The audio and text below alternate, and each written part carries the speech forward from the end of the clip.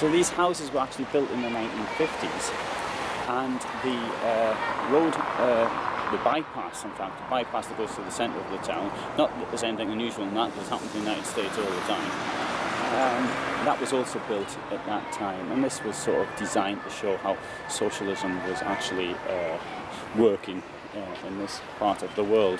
The houses themselves are actually, the idea is meant to look original, and they certainly, I think now, 60 years later, they do look as though they were the original buildings. Now this street here, buildings on the left are original, so they could be from the 19th century, and the houses on the right are from the 1950s. Now the Nazis destroyed this part, in my opinion, because they wanted to build their own city here, like they wanted to do in Zamość, make it a German city in the east. And in front of this castle up there, is that not a great place to actually do it with these views? So I think I can understand, therefore, what the Nazis were thinking and their logic. So I'm now going to walk up this street here, which is Ulica Kowalska, and see what else we can see up here.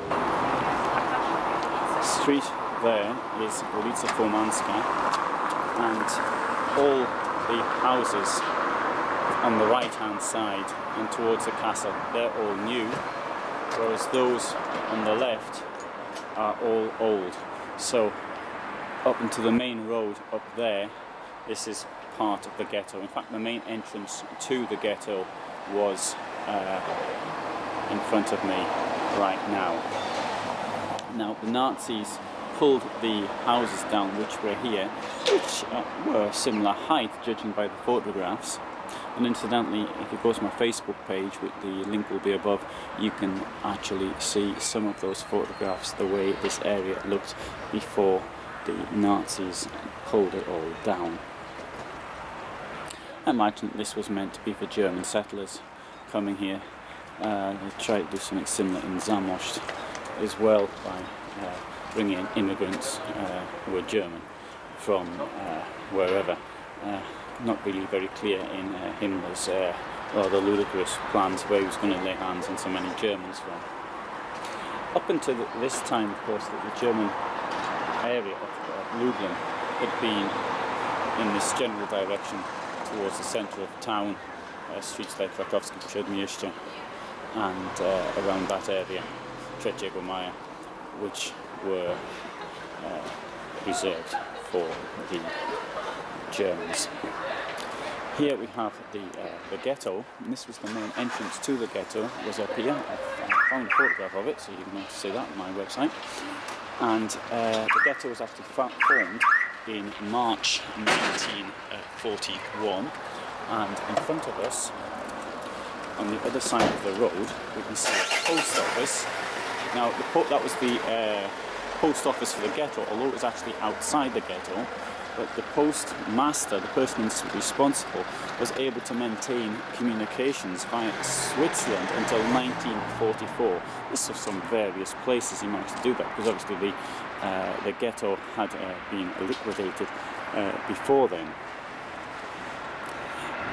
Now the ghetto was divided into two parts, which was A and B, and the lower part of the ghetto, which is down here, was for those people who were not working for the Nazis, and the B part is for those who were working for Nazis.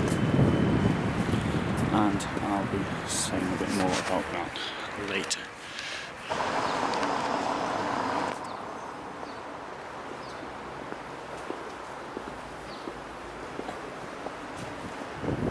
The Nazis added a second part to the ghetto, and they did this in many places. For example, if you've seen Schindler's List, you've got the part where he's taking Hermann Goethe has been taken around the town, and somebody says ghetto A, ghetto B, and this is the place where people don't work, and I suppose you'll want to get started with them first.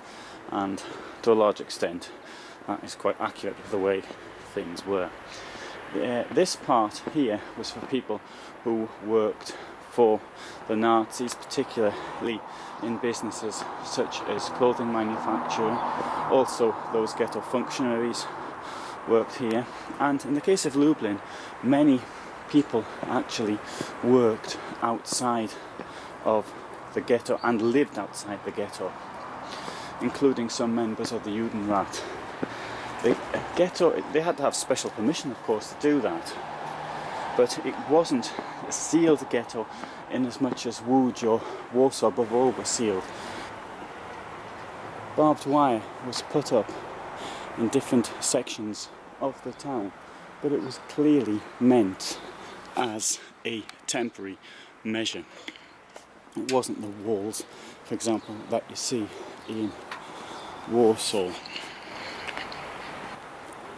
On the right we have a building which was used in 1944 as a help centre for Jews who had come back here and had somehow survived the Holocaust.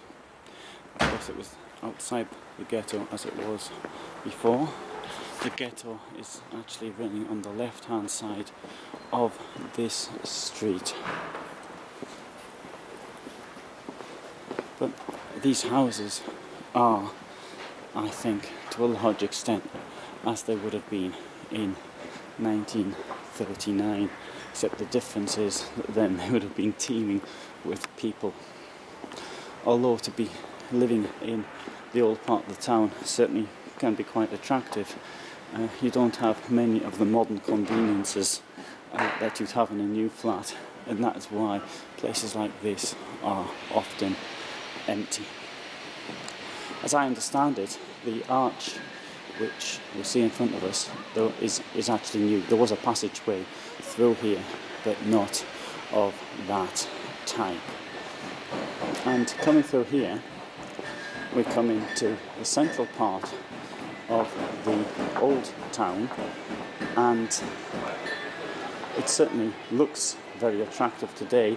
In Lublin, it doesn't quite have the nightlife you'd expect in an old town as you get, for example, in Wrocław or in Kraków, Warsaw. But I think it's just a matter of time before that actually happens.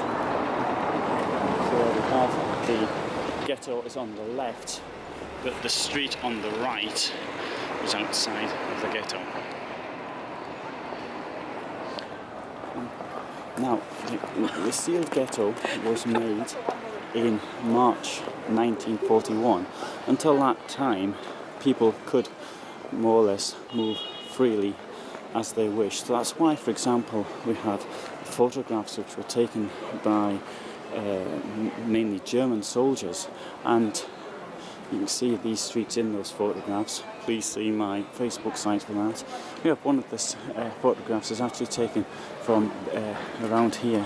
We've got the deputy head of the Judenrat, and he is standing here, and we can see some of the other buildings in the background. It was just taken off him by chance. He clearly wasn't posing and just walking in the street. There's a Jewish restaurant called Mandragora. It's quite good, but about Lublin standards, it's a bit on the expensive side. And I want to say something else about this street here. Now, the Nazis had actually intended to put this street into the ghetto, but the local Polish council objected to it on the grounds that the people who lived here were largely Catholics, and the Nazis gave way. They did not put this part into the ghetto as a result. Those who've seen the film Escape from Sobibor will remember the person who was sort of head of the resistance in the camp, one Leon Fernhendler. And after he escaped from Sobibor on the 14th of October 1943, he managed to survive the war. in January 1945, that's to say, several months after the Nazis had left Lublin, he was living in this building which is in front of me now on the first floor, and during the night a group of people came, banged on the door. He didn't actually respond to it, but they shot through the door and murdered him. I only say that this was an act of racist violence by a group, anti-Semitic group, who unfortunately they were still quite strong in Poland, and he was murdered in that way. So to actually have survived Sobibor, having lost all of his family, gone through what he went through, and then some 7 months after the Nazis had left Lublin, he gets murdered by his fellow countrymen. It's really extremely shocking. In that time, to about 1948, he got around 2,000 to 3,000 Jews were actually murdered by racist Catholics. And after what happened in Kielce in 1946, you know, this massive wave of emigration. A lot of it went to Israel, but also went to other countries such as the United States, and to a lesser extent Scandinavia and the United Kingdom. The attitude, I must say now, has completely changed, despite one or two racists on the internet hiding behind false names because they feel it gives them some kind of power or whatever. But the average Pole in the streets is extremely ashamed of these things, and so I think that it's turned out quite positively.